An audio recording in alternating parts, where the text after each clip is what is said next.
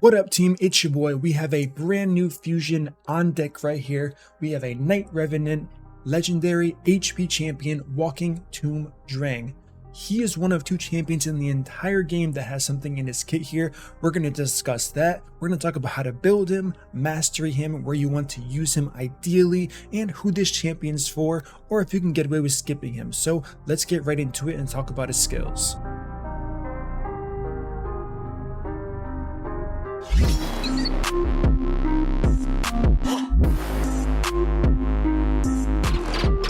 Alright guys, so first let's talk about the A1 here.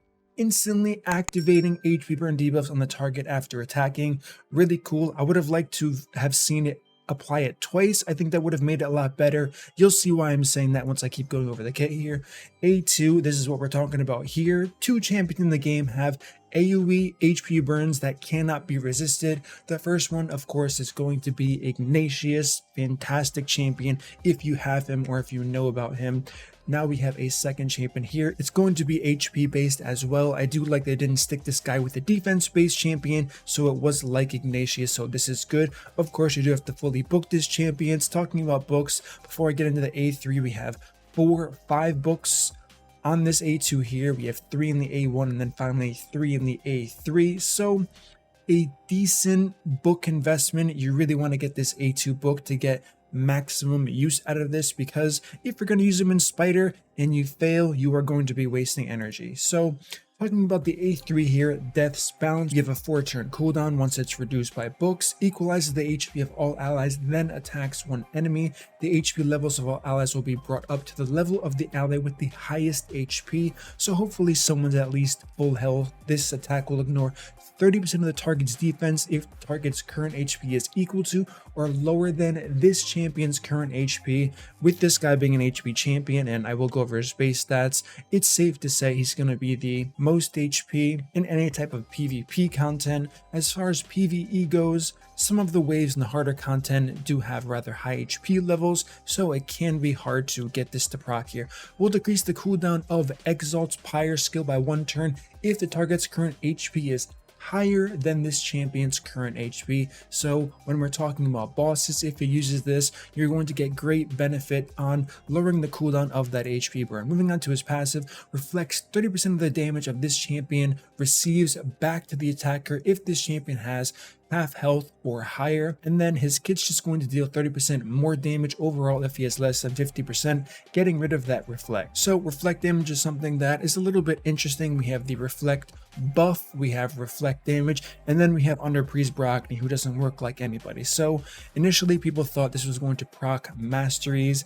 Cannot be done, unfortunately. Here, that was one of the first thing I tested, and similar to someone like a War Chief, who's another very good champion that does have a 60% damage reflect. The reflected damage can in fact crit, so the more health you have, the harder you can get hit. The harder you get hit, the more damage you're going to reflect. 30% isn't a crazy amount, but it can be enough for sure. So the final thing to talk about is going to be the aura. Increases ally HP in all battles. I like how they're sticking with all battles on fusions like this one specifically. So how did I gear this guy? As you can guess, HP, defense, speed, the works. I did give him some crit rate, so we can work on that reflected damage critting, but outside of that, you don't really need to focus too heavy on the crit rate here. As far as his base stats go, 23,000 health.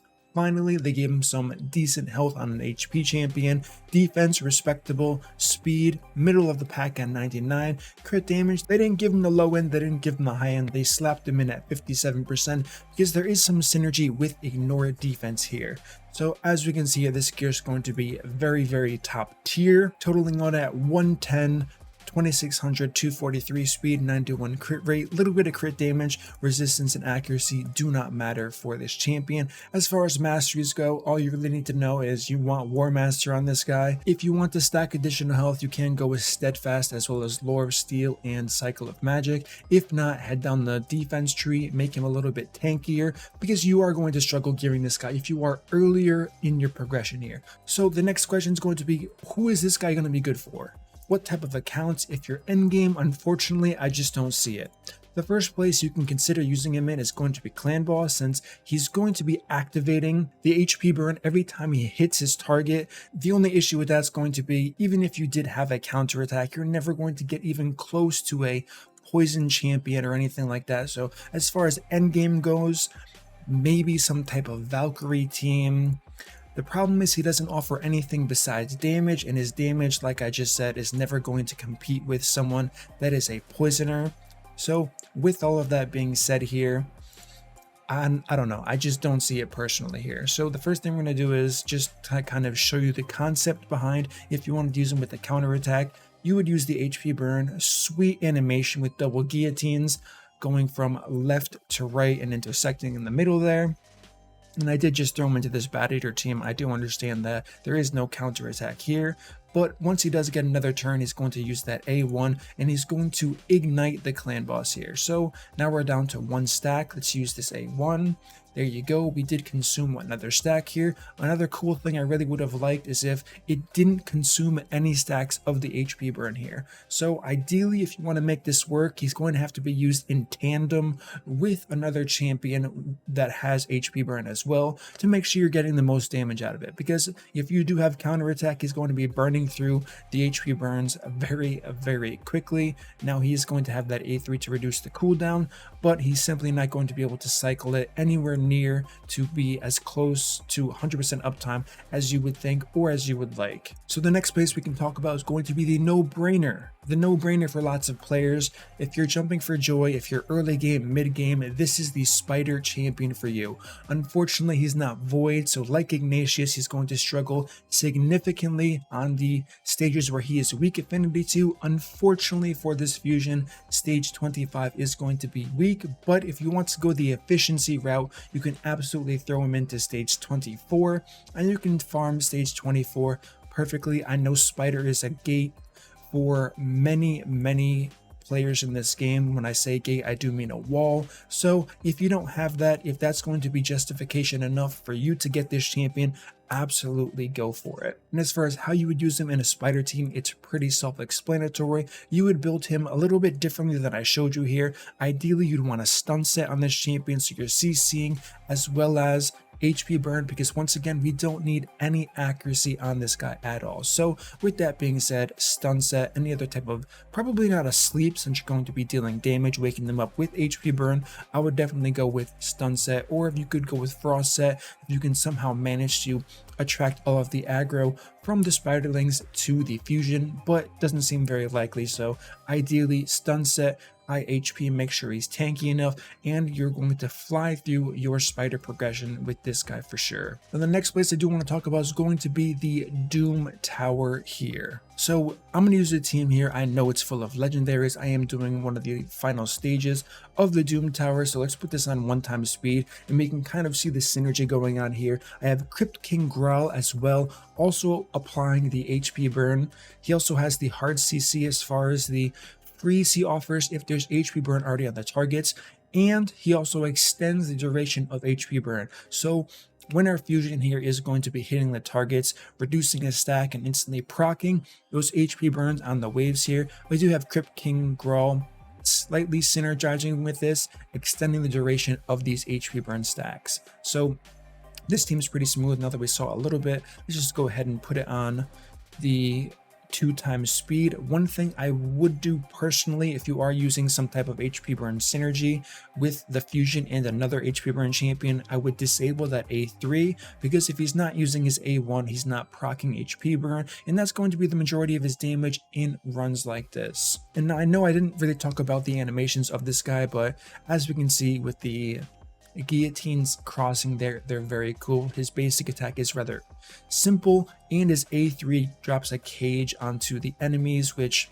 I mean, it's okay. As far as his model goes, his model definitely looks good, no complaints there, but as we can see here, regardless of me using top tier champions, we have Lydia that you can get for free, Mithrali if you do enough Hydra, Sifi, listen, a lot of people don't have Sifi, I understand that.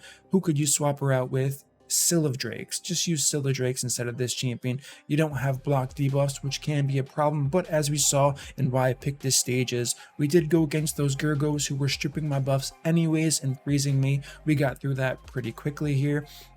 And then Crypt King Grawl, who can use instead. Think about Mordecai, the red affinity epic champion. You can definitely use in tandem with this fusion as well.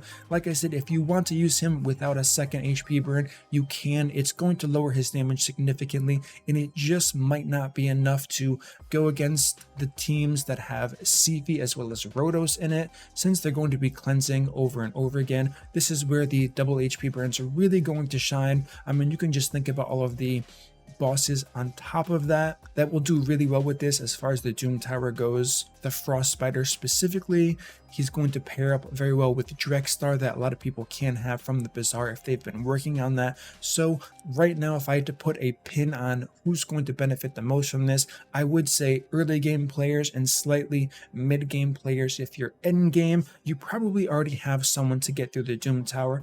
I could be wrong. Everyone's account's going to be completely different, so there's no chance this is going to apply to every single player watching this. But for the most part, I would say this fusion strong suit's going to be in that early game to mid game threshold here. And as we slowly finish up this, we will see the damage breakdown between all of these champions here, as we can safely assume Lydia, Sifi, as well as Mithrala here aren't going to be high on the list here. And as far as the main damage dealers of Crypt King Grawl and the fusion, we're going to see the spread out here. It is going to be heavily reliant on who's landing the HP burn first here, which is why I have a brief setup as far as the custom AI goes. But now we can see the true breakdown right here. So 907,000 from Dreng, and then Crypt King Grawl at 781,000, enough to fly through these stages. I mean, I say fly through, I use that lightly. 3 minutes and 30 seconds can be a long time, but I have seen people progressing go upwards of 10 minutes on these stages if they are in fact struggling. Now, the next thing I want to talk about is going to be the Hydra. I think this is a really good rotation to show you guys the deal with this on Hydra, because this is one of the most frustrating. Let me just go to a lower difficulty so everyone understands what I'm talking about here. This is one of the most frustrating rotations for pretty much everybody. What do I mean by that? We have the head that's going to cleanse, being Decay. We have the poison head, and they are going to be going back to back on each other. So how do you circumvent this? You need to land decreased speed so you can cut them off here. So you're blocking the poisons first. Let's just go ahead and throw this on. Where's our decreased speed? Did I even set this up right? I don't even think I did.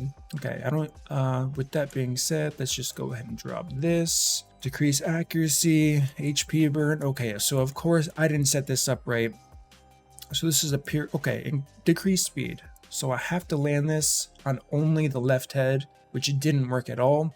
Had I landed it only on the left head, I would have been able to cut in here, speed tune this so I can apply block debuffs and get it on the champions to make sure this poison debuff doesn't appear anywhere on this list here. Now this is just going to be a cycling thing where the champions are probably going to get their buffs stolen and then spread. Let me see if it happens.